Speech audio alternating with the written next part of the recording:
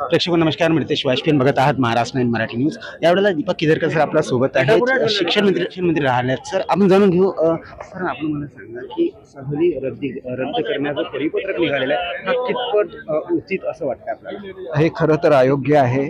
मुलांच्या पर्सनॅलिटीची डेव्हलपमेंट व्हावी म्हणून आपण आता 5 दिवसाचा आठवडा केलेला आहे आणि हॅपी सॅटर्डे हे कन्सेप्ट आपण आणतोय.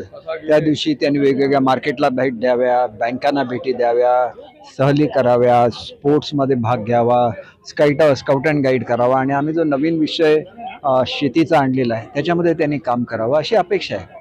असा काहीतरी निर्णय कोणी घेतला मला माहिती नाही. गेल्या 1-2 दिवसामध्ये विचित्र निर्णय होत आहेत. मी आज CM साहेबांची भेट मागितलेली आहे. सगळे निर्णय मी स्क्रॅप करायला लावेल. पर्वतावर सहल न करता आणि त्यानंतर वॉटर पार्क आणि अम्युजमेंट पार्क इथेही सहली रद्द करण्यात आल्या आहे. एज्युकेशन विभागाचा काय असेल?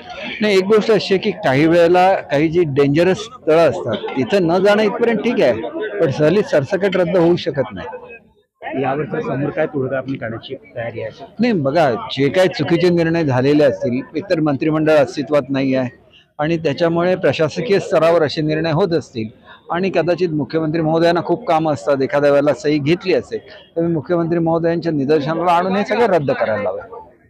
आपण बघितलं की दीपक केसरकर जे शिक्षण मंत्री राहिले त्यांनी काय सांगितलं की हे सर्व जे आदेश आहे याला रद्द करण्याचं ते प्रयत्न करतील. आम्ही आपल्याला अशीच बातमी दाखवत राहू. त्यापर्यंत बघत राहा महाराष्ट्र 9 मराठी.